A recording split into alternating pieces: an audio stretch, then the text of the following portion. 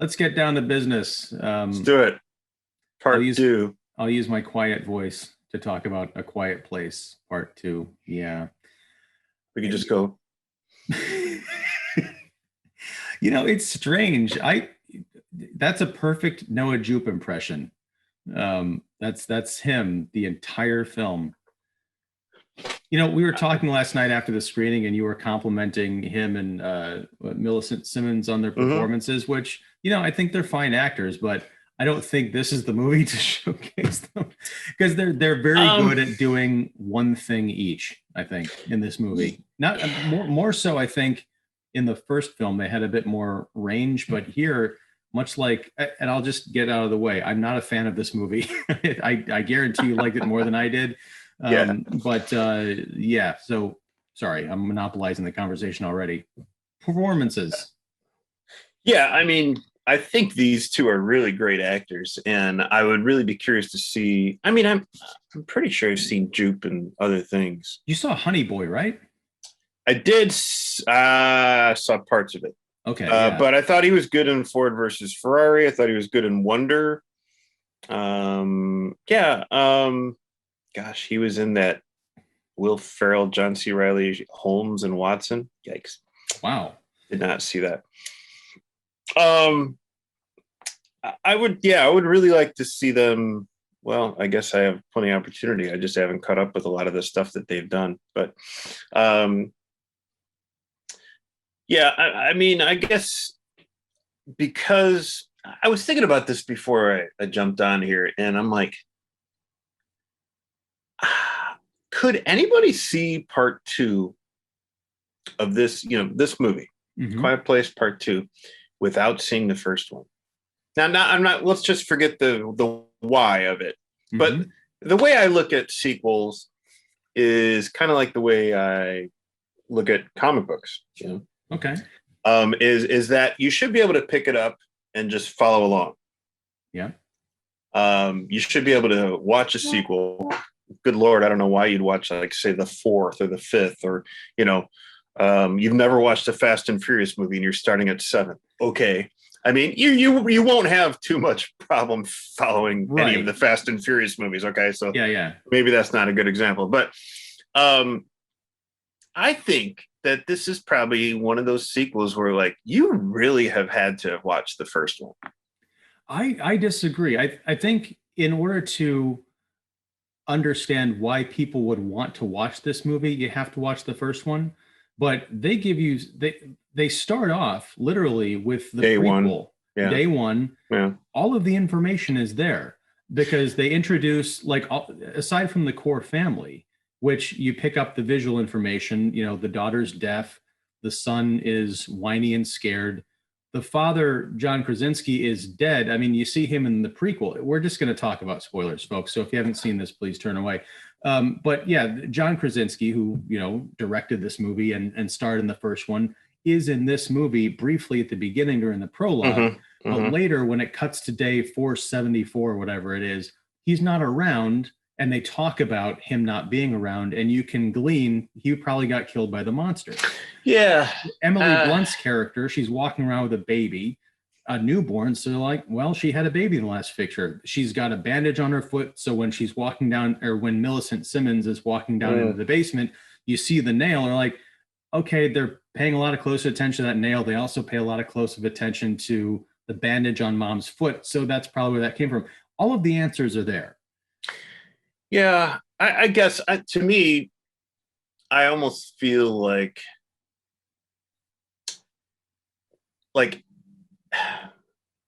the way the first movie dropped us into this environment Mm-hmm. without any explanation of what's going on and why and how was refreshing, honestly. Yeah. And it was great for us to be able to figure out what they have figured out. Yeah. Meaning, it the first movie doesn't start out at day one; it starts out well into this whole thing. And I thought it was cool just to be able to see that here's a father, here's a guy who has tried to figure out what is going on, and mapping all these things out, whatever, trying to really tinker, and trying to really figure out what can be done here. That's why I figure it's like if you watch part 2 and you haven't watched part 1, it's like I feel like you're almost cheated, because you're not getting that atmosphere, or you're not getting that experience. And I wouldn't want to know this world starting out with day one. Well, and that's I think at the heart of the problem with this film. Something else I said to you after we left the theater was, A Quiet Place was an experience. A Quiet Place Part 2 is just a movie, and it's not even that effective, I think, especially if you take it in light of what the first one was. Right, yeah. I loved A Quiet Place, the first film, up until the last minute, and it was literally that last minute that I was like, come on. The last minute where she's like, shh. Yes, because I don't have a problem really with her. They finally kind of reveal the creature in the basement, and Mama takes her down with a shotgun. It's very Aliens. But then she's got this kind of attitude, like where she cocks the gun. It's like, now I'm going to take on the rest. I'm like, we've seen a number of these creatures outside this farmhouse kind of closing in. I'm sorry, in that family's weakened, kind of fragile state, they're very vulnerable. They're kind of holed up in this basement. They are not going to survive 3 of these things charging down there at one time with a damn shotgun. No. But and so that's I'm like, all right, the movie earned a lot of goodwill with me up until that last minute. I can kind of forget that that's a problem, right? I think to me that whole last minute at the end of the first one is almost like a way for us to like, all right, tables have got to be turned at some point, something, it's like now we can breathe. There's a plan. It's not just the chick of the shotgun. It's like they actually have a way to take these things down. And it's this whole cochlear implant and the feedback from the microphone and the reverb or the whatever, that's interesting. I agree that it's interesting and it's kind of cathartic because it is a movie that is not very heavy with hope.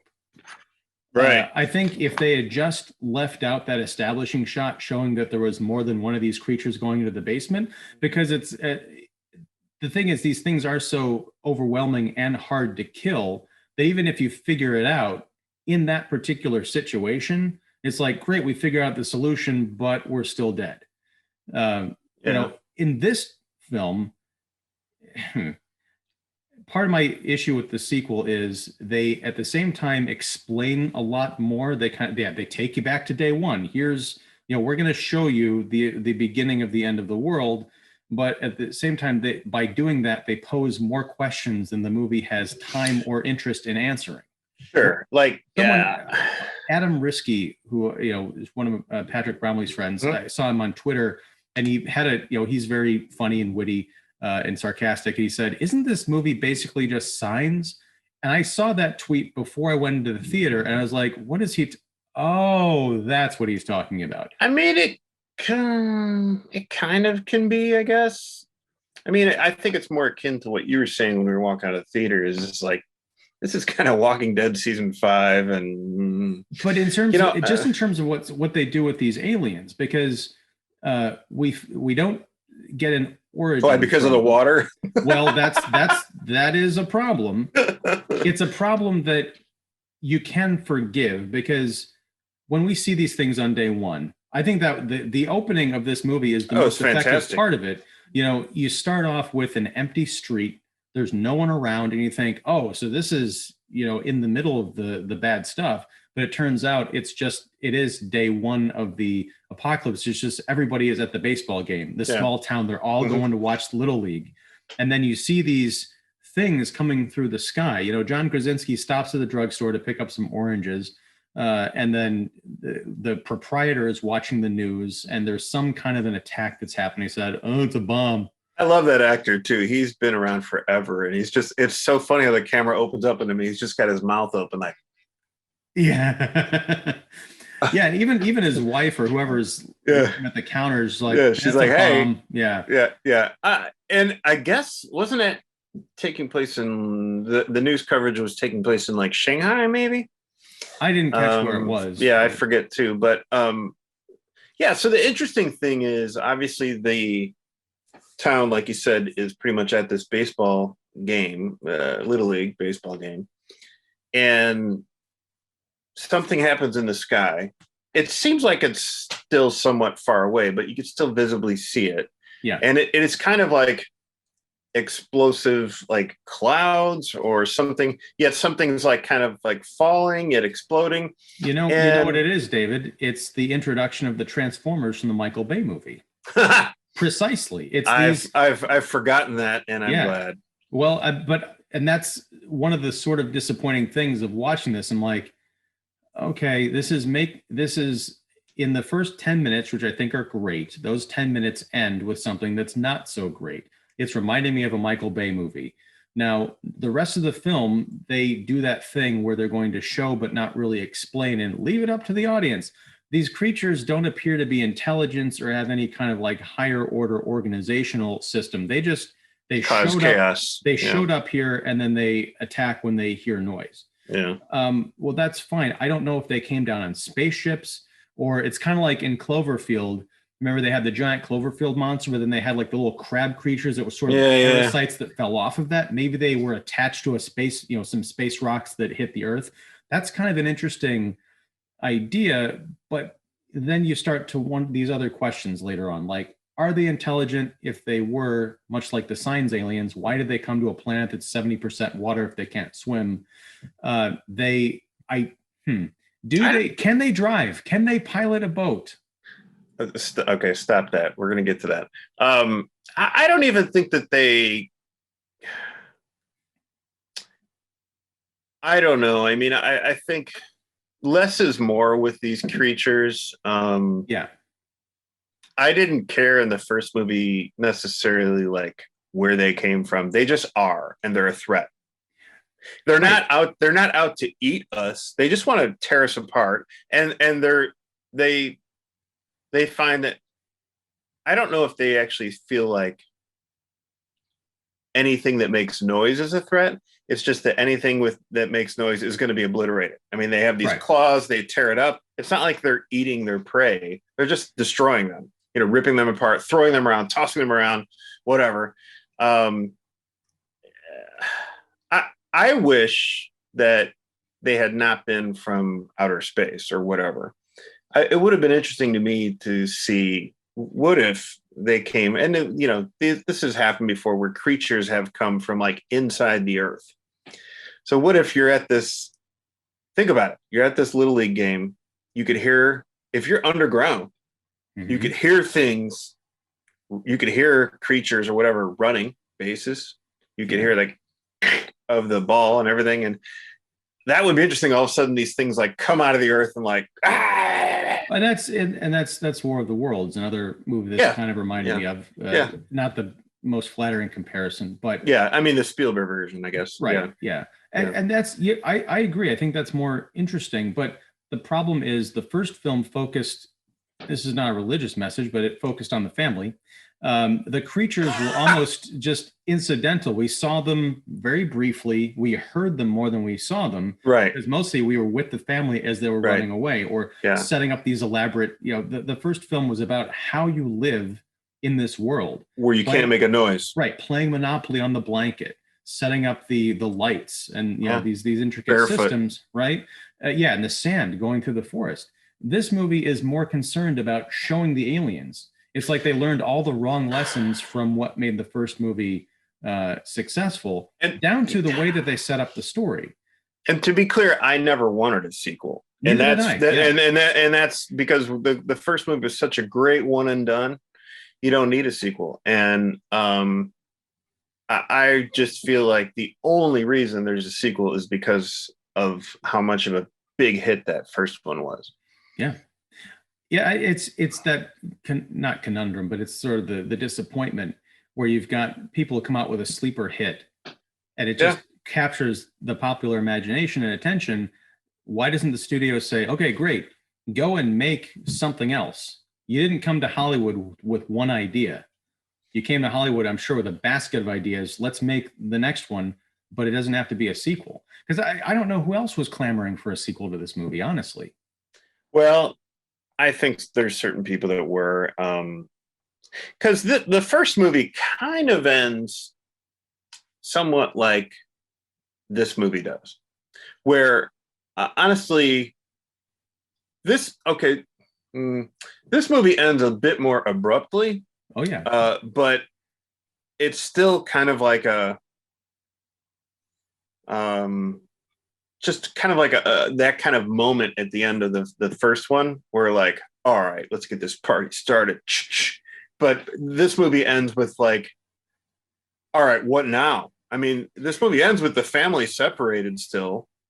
So we can't leave it at that. I mean, there's obviously got to be a part 3 to bring the family back together, but and that's what is really obnoxious about this film. There's several things I think that are really obnoxious about this movie, but one of them is the fact that it is set up specifically as a bridge between films 1 and 3. Yeah, it's the Matrix problem. It feels less like a part 2 and more like a bridge. Yeah. Yeah, it feels more like a product, like it's a commercial for the trilogy, not necessarily just for part 3, but like, hey, you got to find out the whole story. We're just going to clip it here. And they don't even clip it artfully because, yeah, it just kind of ends in the middle of these 3 scenes that are going on. Now, the first Quiet Place, one of the things that after the movie was over, I kind of had to rationalize. I'm like, this is all very writerly and cute and convenient, but it's so well done as far as the tension that I don't mind. Like the family keeps getting into all these ridiculous situations. It's like a season of 24.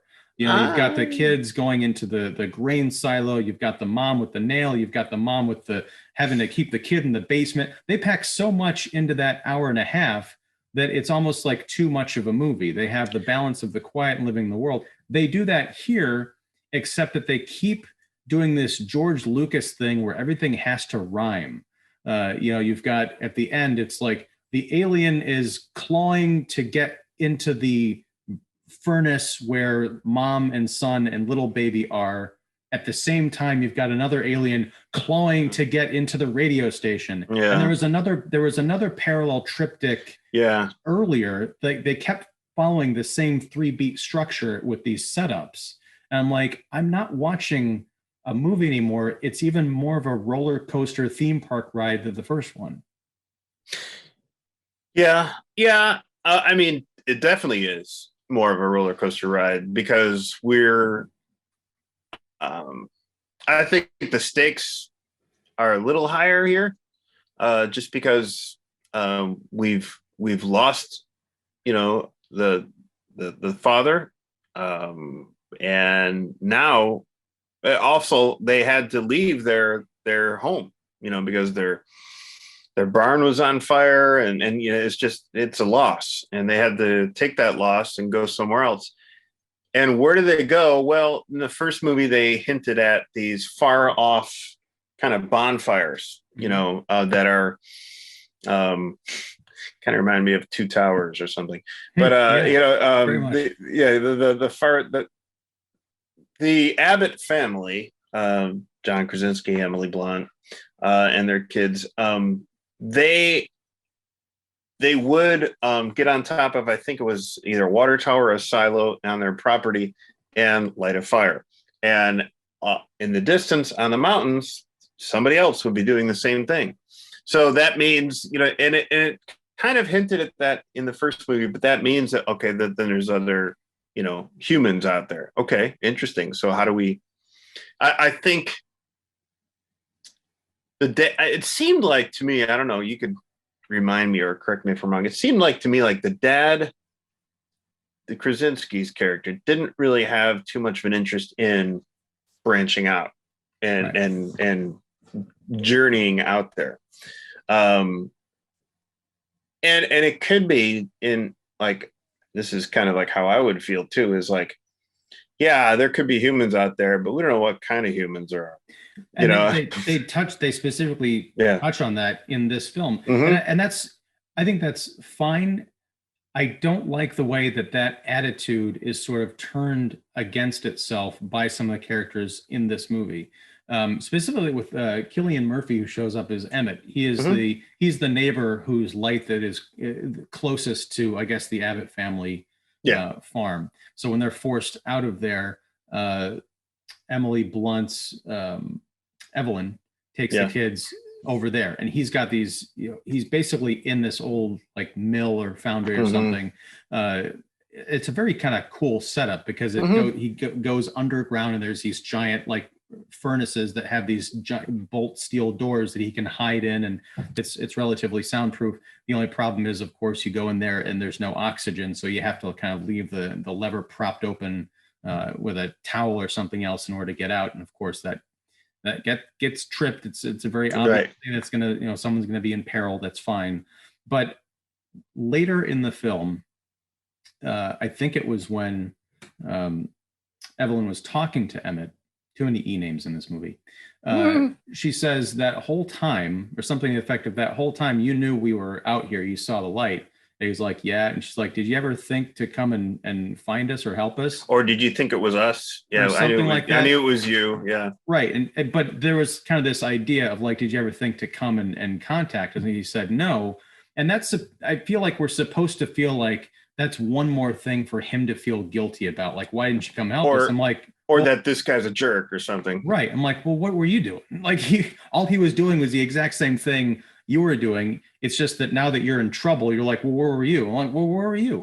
Like his wife died of some sickness. Yeah. And, she probably could have used some aid or, a helpful trip into town to get medicine, much like she did for her son when he got his leg caught in a bear trap. Also, one of the early setups to get these characters to set up one of these triptychs of terror is, mom goes out to the drugstore.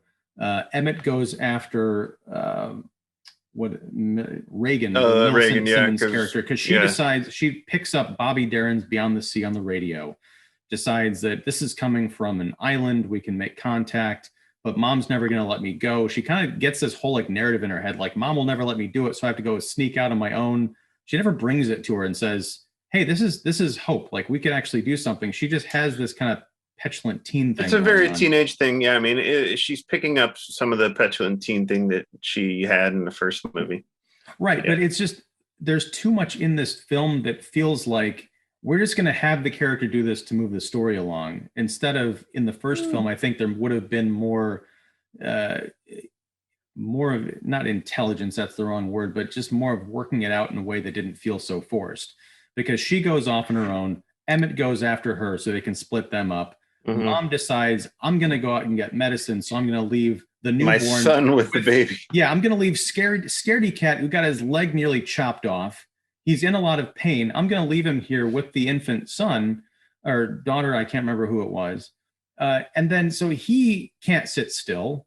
So he just decides, hey, the baby's sleeping. I'm going to go up and explore this scary, creepy foundry. That totally drove me nuts. Just to find the body of the dead wife. And even then I'm like, are they trying to imply there was some kind of a foul play? Like the body's up there. Did he kill his wife? No, he's probably just, she died up there and he's traumatized. It's not like Leatherface or something. That's the kind of triptych editing that you were talking about.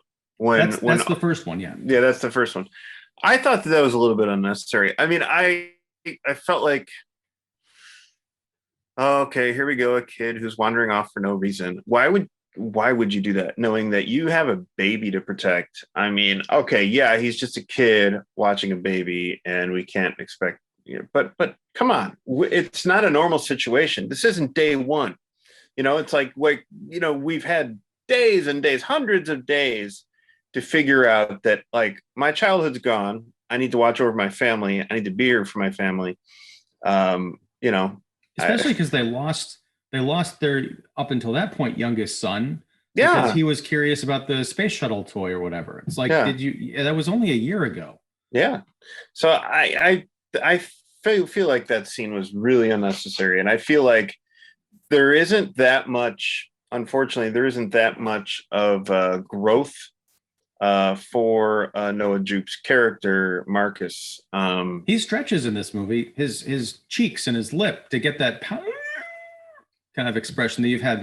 That's it. A little more quiver, a lot more tears. I did feel terrible for him getting his leg caught in that bear trap. I mean, that Ugh, that's one thing I can't stand seeing is like, in movies is like leg caught and bear trap. That's just bad. I yeah, I understand. I didn't feel bad for him mostly because I mean it's a well executed scene. He does very well with it. Mm, It's a nice bit of tension because he's screaming and mom's like holding her hand up to keep, from attracting the aliens. But again, going back to the Walking Dead thing, I'm like, I've seen this like 100 times on that show or a yeah. variation of it. Yeah, no, I totally get you. And especially these other humans that Reagan and Lee and Emmett wind up running into on this pier, where they're trying to get a boat. I'm like, okay, we don't even really. Why introduce these kind of greasy looking, raggedy characters? They look diseased. Like Didn't they look the diseased? little girl Yeah, had like leprosy or something like that, and red eyes. but it's like so did the other adults seem somewhat. I mean, it takes place during the nighttime, so you could easily hide things. But a lot of the adults kind of seem to be some kind of like have some kind of a skin rash or disease or something. And I'm like, okay, why bring this stuff up if you're not gonna go into it a bit more? I You gotta mean, wait, stick around for part 3 and find out. I did like the way a lot of that was executed, though, when they tried to they had to escape the pier. Um, yeah, it. But the thing is, there's too many unknowns. It's like, okay, were these people living on these boats? I guess it seems like that, and maybe the fact that these aliens, couldn't swim or didn't like water would be an interest. It would be an interesting and a logical place to hide out and live. Um, Well, and I agree, but the movie, like later on, when it kind of gets interesting again, uh, so Reagan and Emmett, they get on a boat after escaping because some of the aliens show up. These I kind of want to know like a side movie or maybe a part 3 to find out what are these where are they when they're not just like popping up and attacking people? right? Are they Because just are they in a nest? Are they walking around? Because they always sleeping? just show up whenever there's a noise. Like what's going on? So Maybe they're convenience sleeping, monster. and that's why they're so mad at noise. They keep on waking up. They keep on getting woken up. Like That's what it is. We are yeah. their snooze alarm. That's why they're bashing us all over the place. Oh so Lord. they get on a boat and they follow this signal, I guess, and they Mm-hmm. discover an island. And on this island, they find a perfect suburban paradise. There's like a picnic and a big bonfire and families hanging out. It reminded me of an episode of Lost. Yeah, very much so. Yeah. And they run into Jaimin Hansu's character who Mm-hmm, takes them mm-hmm. in. It's a very weird cut because when they sneak up onto this area, Mm-hmm. they're kind of like they're cautious. They're peering, from a distance. They can see they're peering from around a house and they see these people. And there's Yeah. sort of this tension, like, okay, there's people carrying on and having a good time. How are they going to ingratiate themselves with this community? Because are they going to be skeptical of outsiders? Are they toting guns? Like, what's the deal? They cut immediately to them sitting around the campfire, like, yeah, I guess it was kind of a rough trip for you there. There's like a scene missing or 2 or 3. Yeah. I totally agree with that. I mean, I didn't really think of it then when I was watching it. But yeah, it's like almost like why would they accept them so readily? Like, wouldn't there be a process of vetting, or wouldn't there be a process of like, hey, you can't be here. This is ours, or just Well, or given what we see pretty soon after they arrive, how did you get here? Let's go inspect whatever vessel you came on to see if one of these things is stowed away on it. I mean, yeah, these creatures announce themselves pretty, effectively. It's not like the alien queen hiding on the hiding on the drop ship at the end of Aliens, like somehow sneaking onto the main ship. But I would be, skeptical is the right word. So let's just accept mm, it's fine. They find this new home, like this is great. we learn that for real, the aliens can't swim. They just like sink like stones whenever they get into water. We learn, I think it's around this time when Emily Blunt is setting off the fire alarm inside the foundry, that the sprinklers really disorient the alien, probably because they're so sensitive to sound that the water droplets, I imagine, are kind of like, it's like standing next to a speaker on. Yeah, and that was established in the last movie when they were screaming under the waterfall. Oh, I don't remember that. Yeah. But okay, so we've established that. I think that the inability to swim is new, though, right? It is, yeah. Okay. Yeah, because there wasn't a whole lot of water in the first movie. I mean, bodies of water. It was just like, yeah.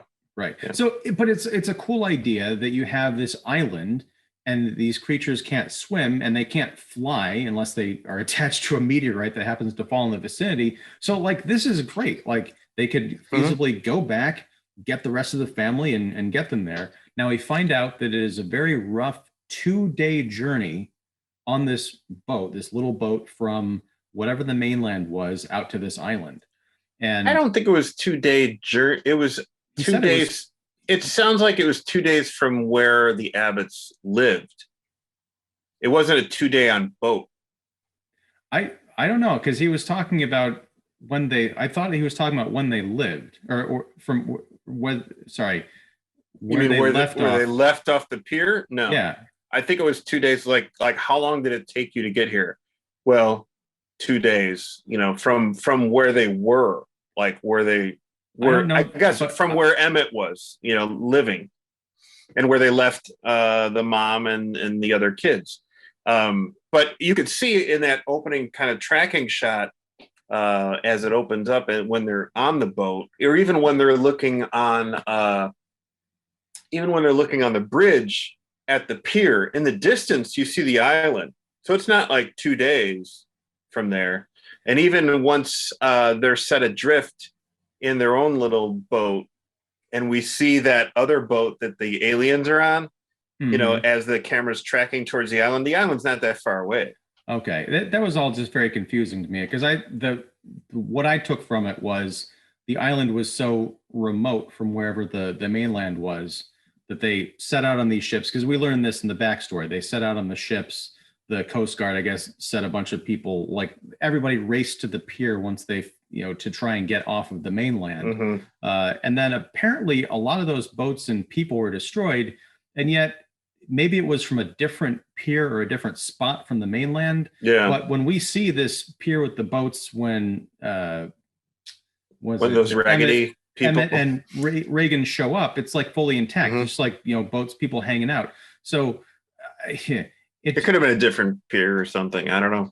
It could have been, but the way that they, use the story and they talk about this crazy pier attack, it's I don't know. It's confusing and it's kind of incongruous to me. Yeah. It's like, why bring it up? I could see, I don't even have a problem with people living on a pier, but just like show that destruction, like the sight of something bad happened, but they were able to salvage like some kind of a living situation out of it. Yeah, that would have been interesting. Like, just maybe some boats have turned over, some are totally upside down, but they're still living in them. And that could also account for why some of these people look really damaged and messed up. Maybe they were there, they survived. Yeah, it could have been. Yeah, but so anyway, regardless of how long it took to get there, this rickety boat that the Reagan aliens were on. No, there was the vessel that Emmett and Reagan got to. That's fine. That's almost like a rowboat. Yeah. Right. But then they show the boat that the aliens were on. There was one alien that was on top of this boat while its, companion alien sunk and drowned in the ocean. And we see very clearly, I can't remember the name. It was like a blue boat with, yellow lettering or something. It's all scratched up and everything. Yeah. Emmett is down for a walk and he goes by the pier and he sees that boat and he's like, oh no. So then he runs back because he realizes that these creatures have somehow taken that boat from that pier and made it to the island. So either they just rode this thing in a straight line with no navigation, or they figured out how to drive. Because don't you remember in that shot where it opens up after Reagan and Emmett get on that little rowboat thing? The camera opens up and you do see that one boat with the alien still on it. So Yeah. that alien was riding on that boat because it didn't want to get in the water. Yes. And we surmised when Emmett finds that shipwrecked boat that was the boat. It must have drifted towards the island, lodged onto the land, and this thing just jumped off and went, ooh, an island. Yeah, I don't trust that because these aliens don't, well, and maybe they do sit still when they're off screen, but when they're on screen, they're just like running and flailing about. Even when we see it on top of that boat, it's kind of like, trying to find its balance. So the idea that this thing is sitting on top of this boat, I can't remember if there was more than one of them on the island or not. Yeah, I think there might have been at least two, but that doesn't seem right because I think there was only one on the boat. But Well, another one could have jumped out and like, hey, you want to ride? But again, without any sense of control, I just don't. The idea of this thing being on the boat just happened to drift in a straight line towards the island to where these people exactly are. It's just these are questions that if I had them in the first movie, and like I said, I did kind of after it was over, I'm like, this is all a little bit too neat in terms of the storytelling. I thought about it after the movie. This film, from after that first 10 minutes, my brain is in overdrive. This is not a shut off your brain kind of movie. No, just experience the intensity. It's just like none of this makes sense. And this is not nearly as smart as the first one from a few years ago. Yeah, it's not. It's just like more ramped up. And that's not always a good thing. Because there was nothing really about the first movie. It was all about build and tension and what you don't see and quiet. Yeah. This movie is not quiet. No. And that was bound to happen if we were going to have a sequel. It's like you can't just continue the aesthetic and look and feel of what happened in the first movie with a sequel. You have to. I don't know if you have to, but it's inevitable that you would just go bigger and louder and more and more and more. That part is kind of frustrating because it doesn't. It just becomes something totally different than the first movie, and it becomes something different than what really worked well in the first movie, I guess. So I wanted to clarify just because different doesn't necessarily mean bad. It's just that what works so well in the first movie can't be applied here. It really can't because of the situations. Yeah, and there are situations where they have to be quiet, sure, but they're in the middle of these kind of contrived scenarios where all the tension is sucked out because you're like, this is kind of dumb. Like, why did they make this decision that got us here? Couldn't they have done something else so we don't end up in this situation? It feels very artificial where the first one felt, even though it was contrived in a lot of ways in retrospect, in the moment you're sitting there like, is everyone going to make it out of this scene? Right. And I do still like what they did with Reagan's hearing sound wise and everything, and how like that one scene where she wakes up and she still doesn't totally trust Emmett. And she it's almost like she doesn't trust any adult except her parents. I can kind of understand that. But she still doesn't quite trust Emmett, even though he at the behest of Evelyn, he's gone after Reagan to get her to come back. Of course, she's a petulant teenager who's got her mind set on something and she's not going to do that. But when she wakes up the next morning, she realizes her cochlear implant is gone and she feels like, he's betrayed her. He's gone. And so is the cochlear implant. So she does the math. He took my hearing device. I'm totally helpless now. I liked like that panic was just really well done. I thought it was well acted, but I hated the scene. And that's why I couldn't care about the performance, because she wakes up. It's not just that the cochlear implant is gone. It's like he took everything. Yeah. And so he took the amp and the microphone. It's like I hate to mention this again, but at the end of Aliens, when Ripley goes out into that platform with Newt and Bishop's gone, she's like, Bishop, God damn you. And you're like, oh my God, what happened? And then all of a sudden, Emmett just shows up. He's like, oh, hey. And she's like, kind of fine. There's no argument. She's just so happy to see him there. And I don't remember what exactly he was doing. I don't remember. Oh, I think he said he found a boat. Yeah, right. He came back and he found a boat, which is a little ridiculous to me, because when they do leave that train station area, it's a heck of a walk to get to the shore and the pier. So I'm like, wait, when did you find a boat? I mean, because that's kind of a long, it seems like a long trek that you were on. Anyway. Right. But I think it's just, yeah. But also, here's the thing. She's deaf. She's not blind, and she's not stupid. How about a note? Right. Say, hey, right. I went off. I'll be back in an hour. I took the implant and the amp as a weapon in case I ran into one of these things. Didn't want to wake you. Something. Yeah. Just so that she's Why be a dick? Right. But again, it's just movie screenwriting. Like, we want a scene where we can show off how great Millicent Simmons is at freaking out.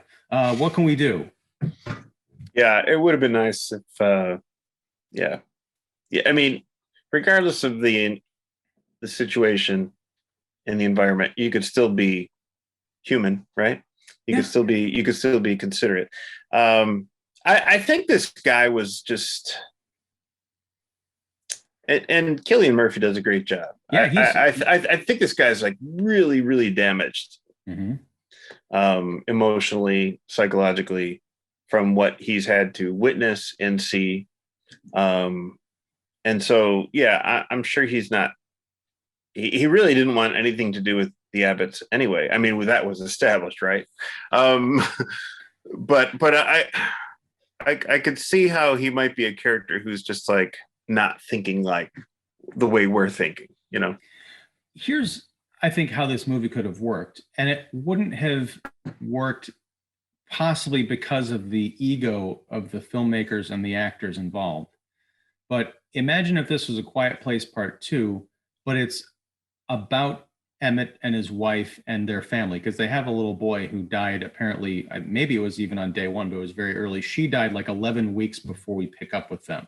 Mm-hmm. So have their story, how they experience this whole thing. You can even find creative ways to reenact the quietness of A Quiet Place Part 1, weave it into the story where in the middle of it, or maybe even at the end, they run into the Abbotts just as she has figured out a way to fight off the aliens. Maybe she shows up like, hey, we've got this cochlear implant magnifying system, amplifying system. We know that we can, shoot them in the head if we can get them to open up their artichoke venom faces long enough. So have them kind of swoop in at the climax of the Abbott or of Emmett's story, even have the wife die as sort of this tragedy. It could be like a Last Man on Earth kind of a thing where we don't even know exactly the relationship that he had to the Abbotts. We could find that out later because he's not even a character in the first movie. We find out that they knew each other in the opening 10 minutes when they're at the Little League game together. There's a way to do this where it's a sequel, but it's not repetitive. And it opens up this kind of world. We learn more information about the town. We don't need to know more information about the aliens. We could save that for, part 3. A more human approach to the story would make me interested in a part 3. Whereas I will probably not see A Quiet Place 3 in the theater, and we can talk about that in a minute. Oh, yeah. We could talk about that in a whole separate episode. Yeah, I mean, I think a little more time maybe building, I don't know, day one out as far as like maybe what Emmett's plan was with his family, like where were they going, and where was just something where like, all right, we got to get out of here. We got to like, was the, and this is something I wondered in the first movie too, is like where the Abbotts were on this farm. Was that their farm? Or is that a farm they found? I don't know. I don't know. But imagine that opening scene of day one. It could be even kind of a great psycho sort of audience expectations reversal where, oh, look, it's the Abbotts and it's day one. We're going to get to see the alien invasion. And look, there's Cillian Murphy and they're at the ball game. At the moment where the aliens, the meteors start coming down, the town goes into chaos. Imagine we see Emmett talking to Lee. I think that was John Krasinski's character, like, we'll rendezvous at wherever. And then they're like, okay, cool. Sounds like a plan. And we follow Emmett in his pickup truck with his son going back to their farm. And we stay with them the entire movie because we kind of know that the Abbott family is doing their own thing. We don't need to follow them because we saw what their story was in the first Quiet Place. The second one could be entirely about Emmett's family up until it circles back with, day 474, where Emily Blunt shows up with her family at the end. Yeah. To lead again, because the story that they're telling with these aliens, they don't give enough information to make it interesting, and they show too much of these creatures and too many dumb activities on the part of the people to make me care. I mean, some of the dumbness I can understand because they're teenagers. But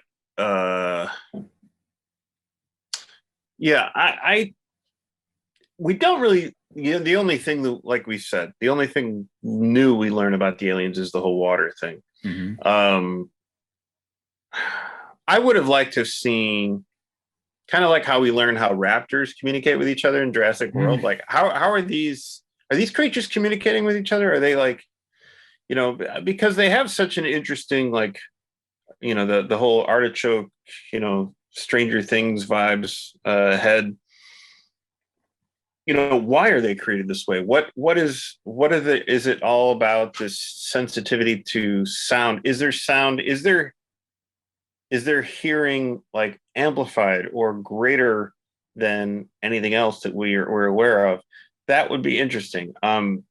What I would have been cool too to see is, since we're going back in time to day one, how about like day 125 or something like that, where we're seeing Krasinski's character really start to figure out, hey, like nobody in day one, nobody's saying, hey, be quiet. It's like they're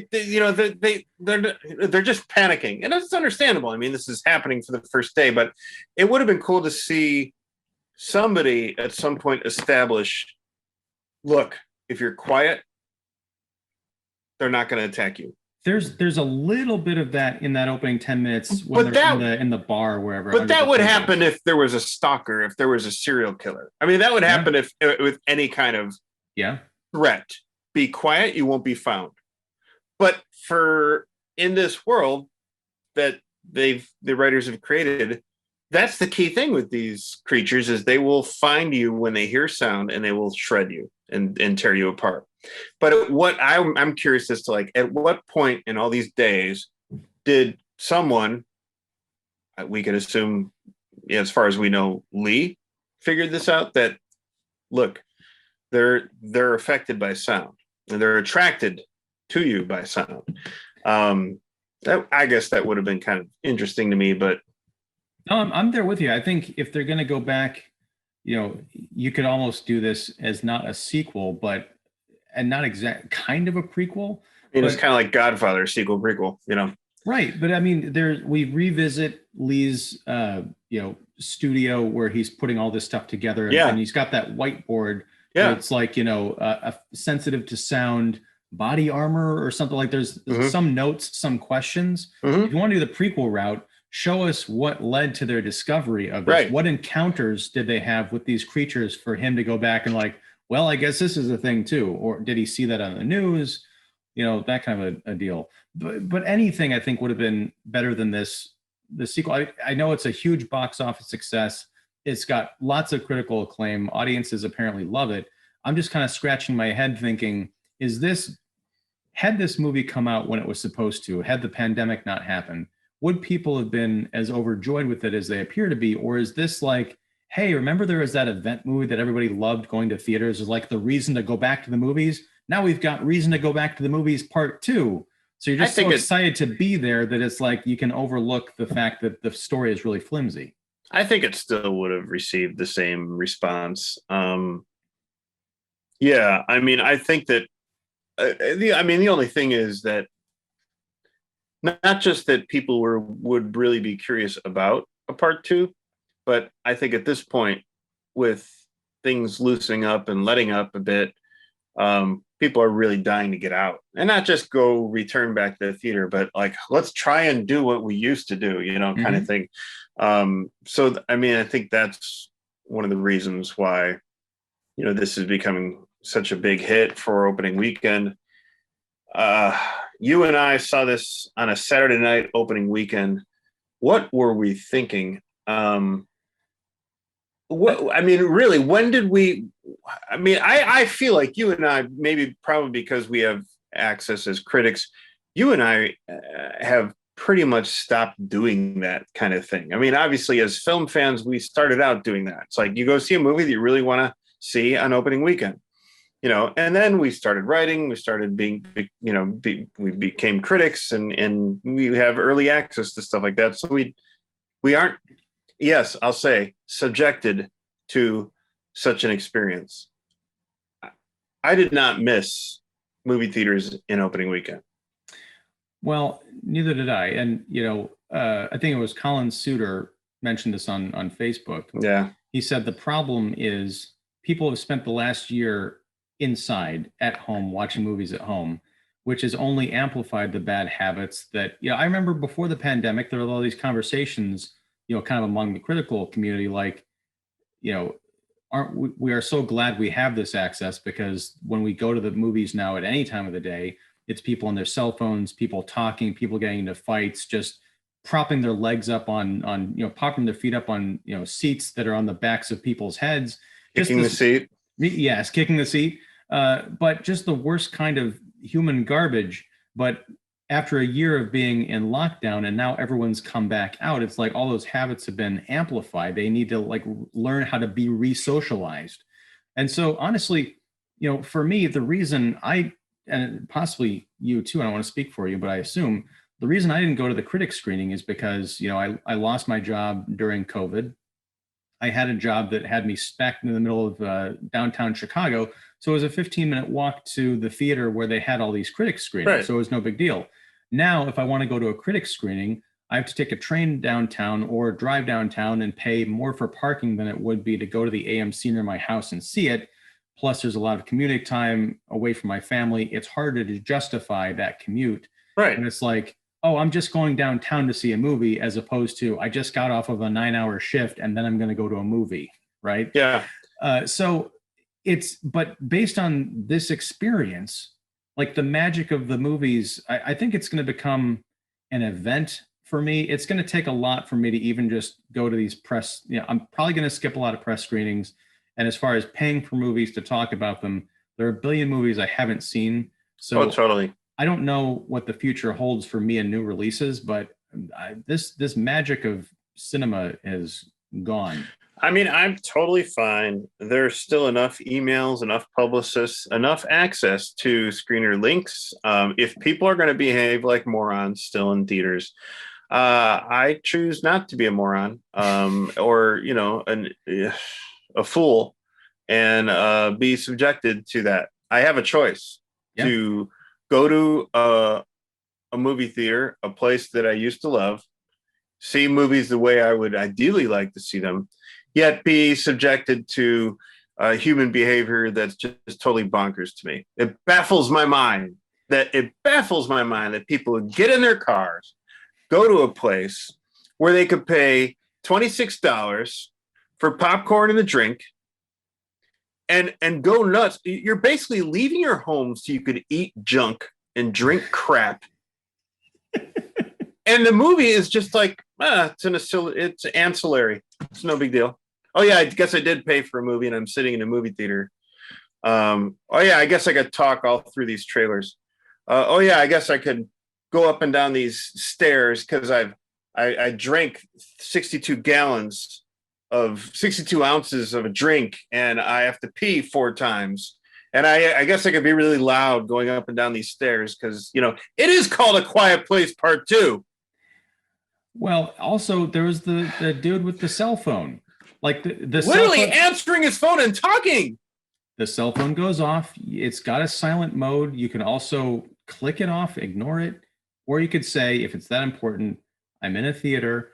I'll call you back in an hour and a half, or hold on while I go down to the lobby. No, they have a full on conversation, and I could hear the squawking of whoever they were talking to Yeah. on the other end of the line for minutes on end. I Uh, just, and I felt honestly, like it's the thing is like because people are so squirrely and wily, and it's been a crazy year. I'm not about to shush or get into. no. There was that Facebook post that you had shared. It was like a review of Cruella where It, like two moms got into a fight and one pulled a taser. I'm like, I'm not going to end up on the news. I mean, I would have loved to witness that, but yeah, and I agree. Or even there was that one time during our experience when these two, I assume I'm thinking women because I think I saw them go down the stairs. They turn around a corner. You know how when you turn around a corner, you can't be seen anymore, but we assume you're on your way out. All of a sudden, we hear like, woo! Like some kind of euphoric yelp. It's like, why? Why did I leave the house? Why? I don't know. And yeah, it's funny because theaters were on their last legs during the pandemic, and there are all these questions like, will they come back? And we're seeing evidence that they're coming back. But I have a feeling in a year from now, they're going to be on their last legs again because people are going to wise up and be like, it's way too expensive. It's way too much hassle. And yes, everything is now on TV. Now, granted, the day before, I went to a 3:30 in the afternoon screening at the Music Box Theater. Most of the time, those who visit the Music Box Theater are there to watch a movie, experience a film. Experience cinema, yes. Cinema, yes. That's why those are the types of people. They're a little bit more used to or eager to, lose themselves in a cinema.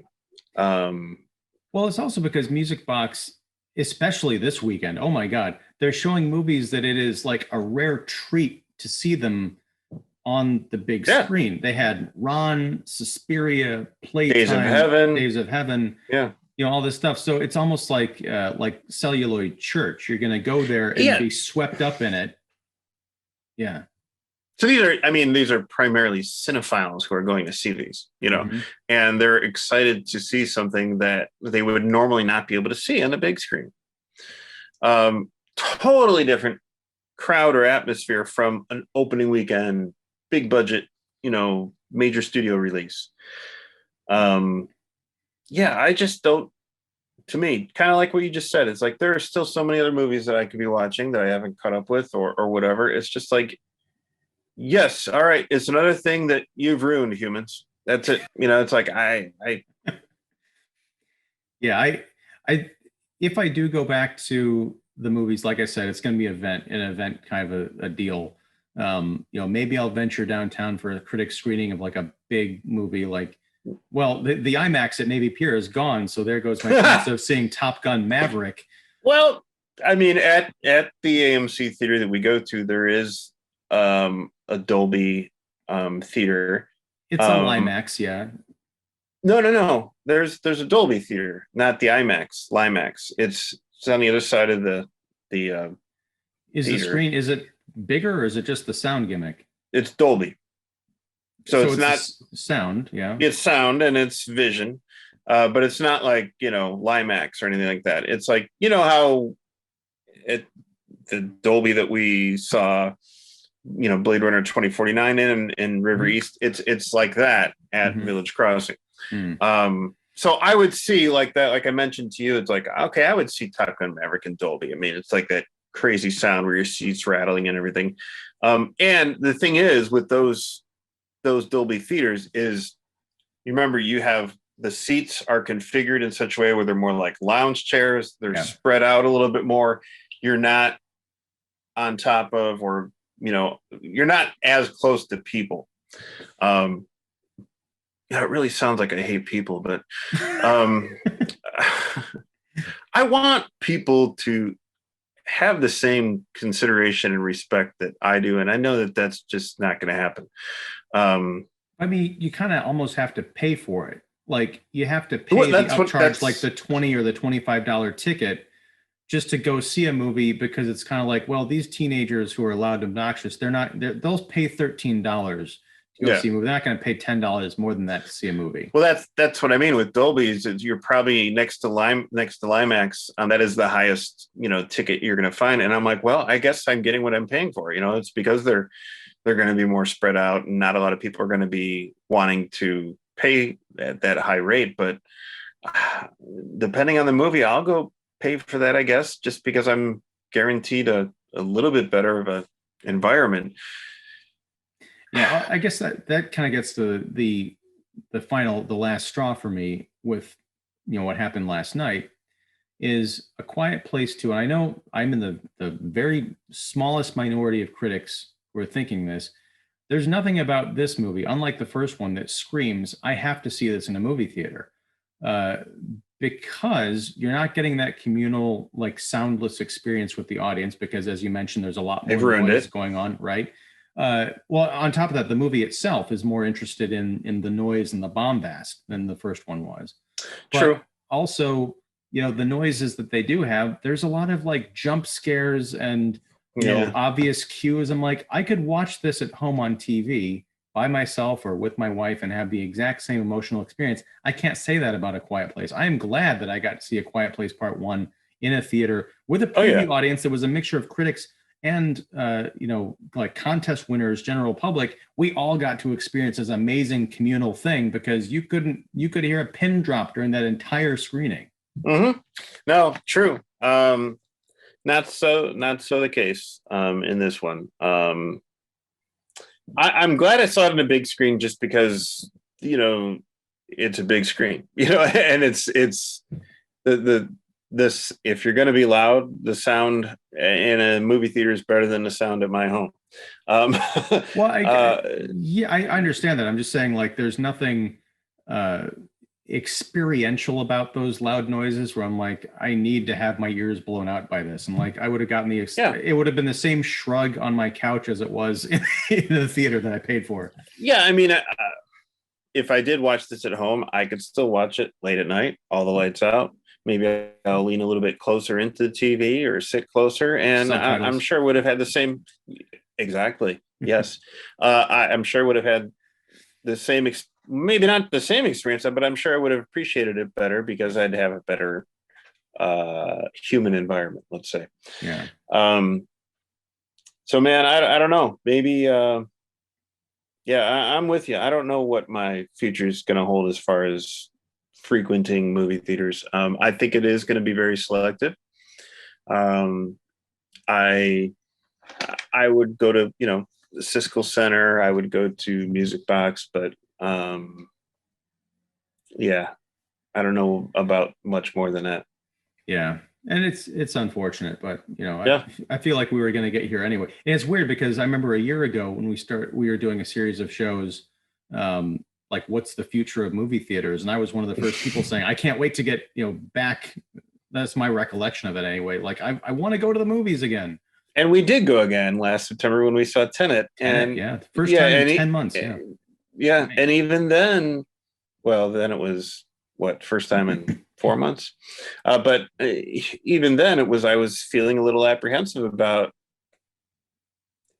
people having the same consideration I do.